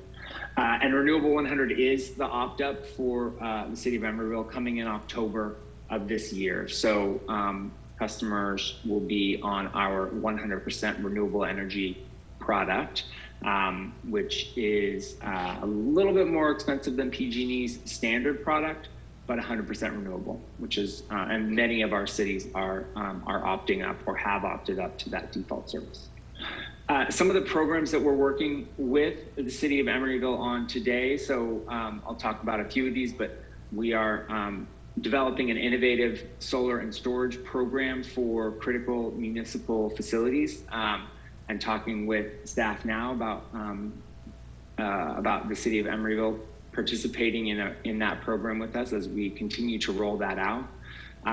The city has also participated in our fleet electrification technical assistance program, and we are engaged in and developing a really aggressive program for delivering publicly available fast chargers across the county, and looking for sites all across the county that we're partnering with cities to acquire access to, so that we can make sure that all of our customers are able to transition to electric vehicles and get fuel cheaper than gasoline and easier, just as easy as they can pull up to a gas station today. So these are a few of the programs that we are working on with the city on, and I'll go through in more detail kind of our whole slew of programs that we're operating. If we go to the next slide, please. So we had a good year last year, and part of that resulted in deeper discounts to our customers as well as discounts for our care customers. And we also put a healthy amount of funding into our local development budget. So we put about $22.5 million into this year's budget. And a large part of that is going to develop infrastructure. So we have aggressive programs for developing transportation electrification, charging infrastructure, for investing in electrifying our buildings and making them more energy efficient. We also are really investing in community resilience. So building out solar and storage projects with our cities is an activity we've been working on for a couple of years. And then we also really want to reinvest back into our community with community-based organizations and grants to really help further and progress the local programs that we've been investing in for the last couple of years. And we really see our cities as key partners in this work. And so we collaborate with our cities in many ways through both marketing campaigns as well as identifying opportunities for really investing in all of these areas, with our cities kind of taking a lead, walking the walk, and really being a leader in your community through this transition to a cleaner energy economy that is hopefully more stable price-wise and resilience-wise, as well as really improving, the environmental, the environment for our customers while reducing electricity and the cost of living in the Bay Area. Next slide, please. So I'll go through a few of these categories now. So charging infrastructure development and deployment is a key priority of ours. Transportation is the largest emitter of both climate change gases as well as particulate air pollution, leading to poor health outcomes for our community. So in addition to that, about 47% of our residents rent, do not own their home. And that makes transitioning to electric vehicles potentially very technically difficult. If people don't have a place to charge an electric vehicle, they won't buy one. And so we are embarking on an aggressive plan to build publicly available fast charging infrastructure across our county. And we want to build about 40 to 50 DC fast charging stations for members of our community across the county. That would have the ability to charge about 800 vehicles simultaneously and really be kind of a gas station model where we have high density DC fast chargers in our community. And one of the ways that we're doing that is collaborating with cities to identify sites and work with our cities about accessing those sites and then building that charging infrastructure. We're also evaluating private sector counterparties where we could build those sites, and we're working to progress that now through a private counterparty who we have been working with to bring capital to that endeavor and really accelerate the development of these fast charging sites. Our goal is to really site them in our multifamily unit hotspots. So we've mapped where our multifamily dwellings are most dense across the county, and really kind of trying to target that renter community to make sure that people have access to fast chargers as a priority. We've also put some funding into our municipal fleet charging as a service product. So one thing we've been doing over the last couple of years through our municipal fleet technical assistance program is really providing a blueprint to each of our cities that has participated on how to electrify your fleets, your municipal fleets. Then we also are talking with cities about providing a charging as a service product where we can build the charging infrastructure necessary at your courtyards and wherever you are domiciling your municipal vehicles, and operate that charging infrastructure for you, so that you just have to plug it in, charge your vehicle, and don't have to take on the capital burden associated with building that charging infrastructure out. And we also have some funding in a medium and heavy duty fleet technical assistance program. So we're working with some of our key customers who are managing medium and heavy duty goods movement fleets of vehicles to help them in a similar fashion to our cities imagine and plan for transitioning their vehicles to electric vehicles from diesel vehicles today. Next slide, please. So we also are allocating some funding and getting going now on our e-mobility innovation fund. So we recently issued a request for offers for medium and heavy duty goods movement projects that are that can be installed in the territory within the next 2 years. So that we actually got responses today from that program. That offer is a $3 million loan at low interest to medium and heavy duty projects that can be in operation in EBCE's territory by 2024.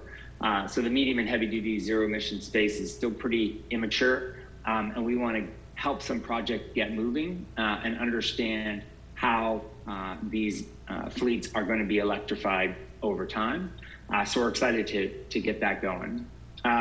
We are also in the process of issuing a solicitation for a micromobility e-bike program. So that can be in the form of like an e-bike lending library or e-bike incentives. Some of that will certainly be focused on our low, moderate income customers. But e-bikes are really fun, super convenient, and much lower cost than operating a single occupancy passenger vehicle, and can really provide fantastic access to mobility in a very different way. And so that's something that's really exciting, and we want to make sure that we can give as many people the opportunity to try those new forms of clean transportation as possible. People really become evangelists as they ride these, drive an electric vehicle or ride an e-bike. And so we're excited to develop a program that not only makes that available to all customers, but really focuses some of that energy and those programs on our low, moderate income customers. And then we're also looking at about a $2 million program for just increasing, similarly, awareness and availability of electric vehicles. The electric vehicle market is still pretty young, but accelerating really quickly. And similarly, when people get into an EV and drive an EV, they pretty quickly realize that there's a better way to get around than in an old gas vehicle. And we want to really accelerate that. We see the county becoming a leader in the transition to electric vehicles, not only through the vehicle programs that we're running, but also, as per the previous slide, EBCE really developing a widely available charging network of chargers that people feel comfortable they can always fuel their vehicle with clean, renewable electricity. Next slide, please. So we've also been investing in community resilience. We have our energy resilient public facilities program. And so we have an RFO out in the market right now for installing solar and storage projects across our first 4 cities. So our phase 1 cities in this program were Berkeley, Hayward, San Leandro, and Fremont. The responses are due for that solicitation on Friday. And we plan to move to close a counterparty in that deal towards the end of this year and early in 2023. And that'll be to develop solar and storage projects that can provide resilience to city facilities like fire stations, police stations, libraries, community centers, senior centers, and provide necessary electricity service during public safety power shutoffs and other emergencies.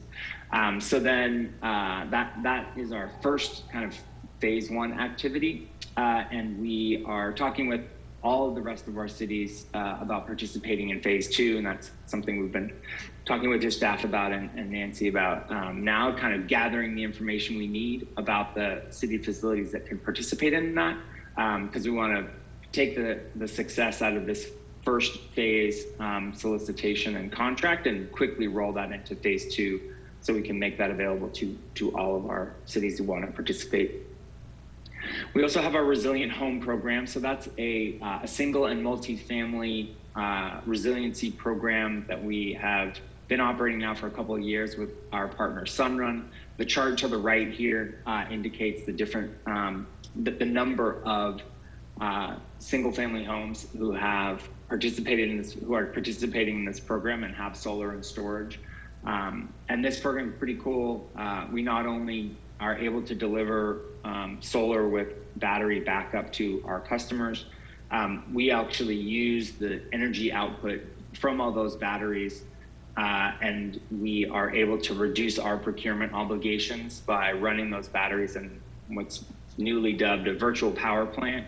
So we basically get a lot of little batteries and we aggregate them up, and we use that to reduce our procurement costs, as well as providing backup power during heat waves and other critical events like we experienced a couple months ago. And so those types of new distributed energy clean resources are going to become even more important in a climate change world as we need to wean ourselves off of fossil fuels. And then the last program on this slide is our Disadvantaged Community Green Tariff and Community Solar Green Tariff program. So this is a program that is funded by the Public Utilities Commission by state funding to allow customers to who are on CARE, which is our low income rate, who live in disadvantaged communities, to be able to get a 20% discount on their bill from a locally sited solar PV system. So we recently, this program was only supposed to be available to customers in Cal Screen 4.0 disadvantaged communities. That CES 4.0 change actually meant that Emeryville did not have any disadvantaged communities, and we were able to successfully file a petition to modify with the Public Utilities Commission, such that any customer who is in a Cal Screen 3.0 or 4.0 census tract would be eligible for this program. And so that makes some Emeryville customers eligible for this 20% discount from a local solar project. So we'll be issuing a request for offers for local solar projects coming up in the next quarter. And then once we have those projects available, we'll be reaching out to our different city partners to work through enrollment processes so that we can enroll customers on our low income rates to receive a 20% discount. That is a limited program. It's not, we can't do it for all of our 120,000 CARE customers, but we'll be working with our cities to get that equitably split around our territory. Next slide, please. So we also are working on an energy efficiency program. This is another program funded by the California Public Utilities Commission. So been working on this for a couple of years, and we have recently received approval for a $13.5 million energy efficiency program. We will be issuing a request for offer for that, hopefully on Monday of next week, if not Tuesday, to bring in a partner who can help deliver energy efficiency projects to commercial customers in our territory. And we're also looking to combine that with some building electrification as well as some flexible load so that we can continue to push load and electricity usage out of the high cost hours and into our lower cost, more carbon-free hours of the day. So trying to tie kind of an old program like energy efficiency into something that's a little more innovative and facile. Next slide, please. So 2 slides left. We do have our building electrification work. So that comes in a couple of different areas. So we have our low moderate income electrification work. This is a program we recently launched with Block Power, a company out of New York, who's helping to find and acquire customers in our low moderate income customer segment, where we can both do deep-seated kind of energy efficiency upgrades to homes, as well as electrify homes and improve indoor air quality and quality of life. So we have some funding in that program. We're also really focusing a lot on induction. So clean cooking with induction, similar to like electric vehicles and e-bikes. People who use induction cooktops often don't want to go back to gas or electric. It's faster, it's cleaner, it's more powerful, there's a lot more control. And so leaning into these technologies that can really improve people's lives is something that we're excited about. So we have a few different areas across our induction campaign that we're excited to launch. One of those is our induction cooktop lending program. So we launched this a couple of months ago, and this is the way for customers to basically borrow a plug-in induction cooktop hob for a month. And with very little marketing, we've had over 350 applications to this program. I think there's about 11 in Emeryville. It's that dark green slot right there. We have about 11 different distribution locations. One of which is 7 blocks north of your northern border on Dwight and San Pablo. So we wanted to make sure that we had induction lending distribution centers really widely distributed. So it made it easy for people really across all of our service territory to get to sign up for one of these and borrow one. And we're about to launch a social media campaign to ask the folks who are borrowing these to film themselves cooking their favorite holiday meal and submit that for a social media contest. So different ways of getting the word out.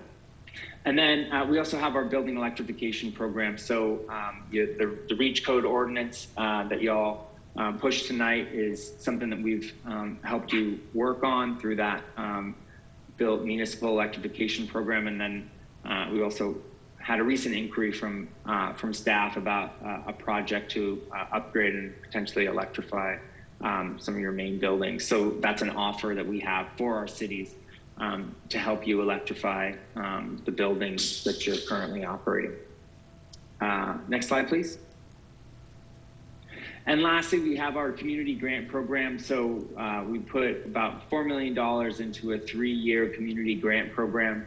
So we'll be working with our board and our community advisory committee to issue a series of grants that really help us achieve the goals of these different programs, our transportation electrification, building electrification, resilience, and energy efficiency programs along a few different areas, getting people enrolled, building out the workforce necessary to transition to a new clean energy economy, and building education awareness about how our residents and businesses can help us move into this next transition.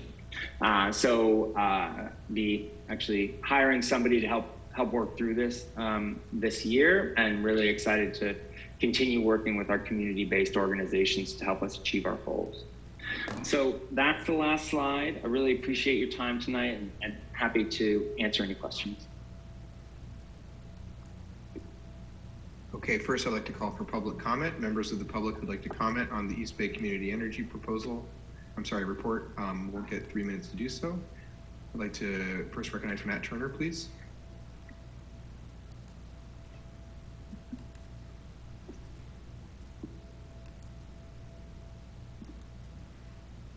There we go. Thank you.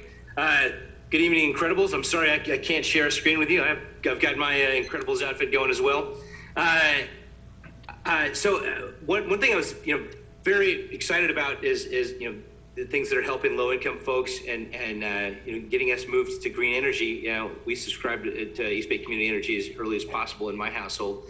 I am concerned though about the recent kind of mission creep happening, where there's a proposal to put $15 million into Oakland Children's Hospital, and just a little worried about that kind of money not going to helping folks actually switch over to more energy efficient appliances or other things in their house that could actually improve things at the source rather than treating the symptoms. So just that's the end of my comment. But really proud that we have East Bay Community Energy now at long last. I know it was a tremendous amount of work to make it happen. So thank you all. Others who wish to comment on this item? Did we receive any written comments, April? No, Mayor, we did not.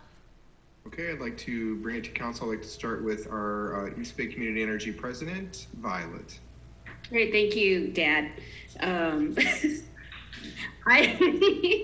I'm so proud to be able to serve and represent Emeryville as the chair of East Bay Community Energy. I do want to respond to the public commenter that back in, I believe, June, in our budget process, there was an item related to a grant to Children's Hospital Oakland, UCSF, Benioff, in the amount of $15 million. We pulled that from the budget and we passed the budget without it. We gave feedback to staff to come back to us with a totally different proposal, and they have been working on that. That has been seen at the executive committee, and I believe it was seen at our community advisory committee just this past Monday. So you will see that there's a program called Health E-Homes that incorporates some of the principles that I think that staff was trying to address in bringing forward that grant. But it's actually, just as you said, it's refocused on electrification. So if you want to join us at our meeting tomorrow, we will be convening tomorrow, I believe, at 6 p.m. But you can check the EBCE website to double check that. And I also just wanted to thank JP for coming to speak this evening. It always, he's given this presentation regularly to the board, but I'm always just impressed at the amount of programs that we have running at the agency, because it is it's a lot. We have our hands in so many different things, and it's you have to remember this agency has only been up and running since 2017 and serving electricity since 2018. But we've been really aggressive in our investments into the community and having a lot of balls in the air with all of the different cities and the county of Alameda in our territory, and everyone having so many disparate needs. And I just wanted to end with the note that I was on a podcast today talking about our transportation electrification efforts, and I'm just researching on the EBCE website to make sure I was up to date on all of our PR. And we have invested as an agency in 86 community groups so far in sponsorships. And this is just like little leagues and organizations like Girls on the Run, which I'm a volunteer coach for. This is an agency that really puts its money back into the community. And so I'm really proud of that work and proud of the work that JP and his whole team are doing. Thank you. Others? I want to thank JP for coming. I want to thank all of our environmental staff for the work they do on these really important issues and the excellent progress we've made on Climate Action Plan 2.0. I want to especially thank Violet for her steadfast leadership as the city's representative to East Bay Community Energy for so many years, and the leadership she has demonstrated and exemplified across the region as the chair of East Bay Community Energy. Also, I learned something fun about Violet this evening as the brother to a coach of a Girls on the Run chapter. Did not know you had that in you, and because I know you didn't really love running, but there you go. So you don't have to run when you're a coach. You're incredible. So just wanted to give you an extra shout out for that, and thank you for all the years that you have given us as for those who don't know, every time I have like a recycling need or an energy question, I immediately text Violet. I'm like, the answer, I know it, so I'm not gonna challenge my brain. I'm gonna just ask you because you're the all-knowing. So thank you. I'm so glad we have East Bay Community Energy here, and we passed the REACH code. We also moved to was it Brilliant 100? Renewable 100. Renewable 100 now. Aha, yes. It's more incredible than Brilliant. And so with that, are there any other members who wish to comment on this update report?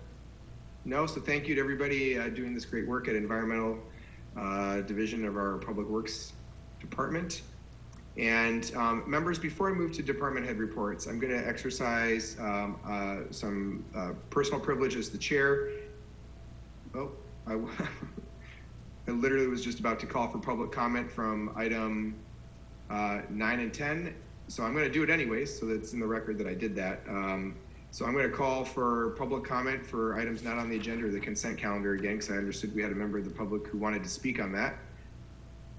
That member has left. So, yep. Okay, well, public comment is closed again. We'll move to department head reports. Is there any department head reports this evening? There are none, Mr. Incredible. Okay. Seeing no department head reports, that will move to future agenda item requests from council members. Are there members who have a future agenda item request this evening? No, I have one. I would like to ask all these incredible council members if you would give support to there being a future agenda item to present to the city council a proposal to seek guidance to host an international sporting event here in the city of Emeryville. There has been an invitation for us to be the location for the United States' first e-scooter international championship. And I have been in meetings for several months with our city manager and our city attorney, and we would like to present something to you if you're open to that. So is there support to have an agenda item to talk about having an international sporting event here? Okay, I think we have the green light we need. So we will bring that back to you in the month of November. We won't tell you exactly when, we'll keep you guessing. Okay, any other requests? We need a group picture. We do, and we will do that as soon as I adjourn the meeting. So I'm gonna adjourn the meeting, April, at 8:54 p.m. I'm gonna ask that we stop the recording, and I'm gonna ask anybody who's not a council member to go off video, and then I will use magic powers that are afforded to me somehow to, I think. Recording stopped. I'm actually gonna ask Mr. Kennedy to go to the